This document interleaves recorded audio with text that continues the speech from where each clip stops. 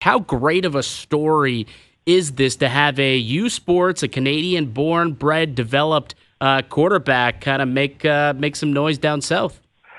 Yeah, I think it's a fantastic opportunity. It's something that, all of U Sports and the Canadian development system can really take a bow for, right? And look, at the end of the day, you can't make the exception the norm, right? Like, this isn't a case of every U Sports kid can play in the NFL, but it does speak to the fact that there should be no limits.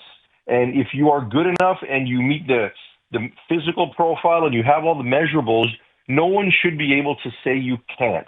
Whether it's in the CFL or the NFL, you should at least be able to get the opportunity. And it's interesting because I've always felt that I don't know how seriously the CFL took Taylor Elgersma until the NFL took him seriously, but what he's doing right now down there is fantastic. I was texting a bit with Larry Justanis, who spent some time coaching him when he was younger, and Larry did the Football North program and is now primarily in Texas, and just a number of people that have kind of had their hands around this guy and mentored him, and I think all of them should feel pretty good right now about how he's playing, because as we went from the big All-Star game that he played in and the Senior Bowl, and then eventually his first preseason game, and now this, every step has been bigger, and in every step he's looked more comfortable.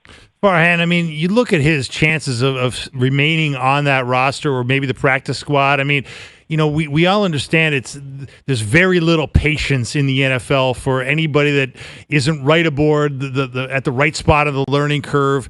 I mean, in your experience, kind of what are the odds here? I mean, he's had one really good preseason performance. He's got another chance in one more preseason game at Lambeau to make another strong impression. But if you had to sort of handicap the chances of him landing on this roster, how do you see it?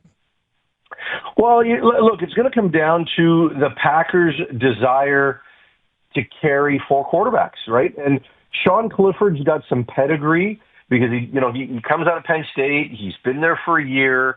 And really, that's who he's battling for, right? He's battling for the number 3 spot. And even though the NFL allows for a third quarterback to be active, right?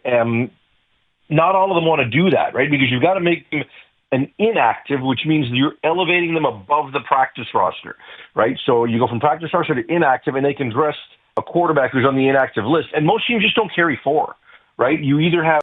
They still, even though they've got that opportunity, most teams will still have 2 on the game day roster and 1 more in their building, right? Generally a practice roster player. The odd team will put 3 on the active roster or take the flexibility the league now affords. So very few have 4.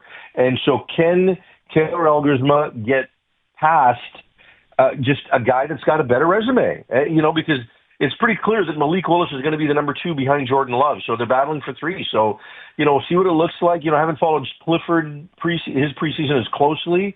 For everything I've heard, they're pretty even across the board in practice. But, the team has a year of investment in Sean Clifford. So, we'll see if they see enough potential. But it's not going to be easy. You can't just look at what happened yesterday and say he's a lock to make the PR, because that might mean carrying 4. And I don't know what their desire is to do that.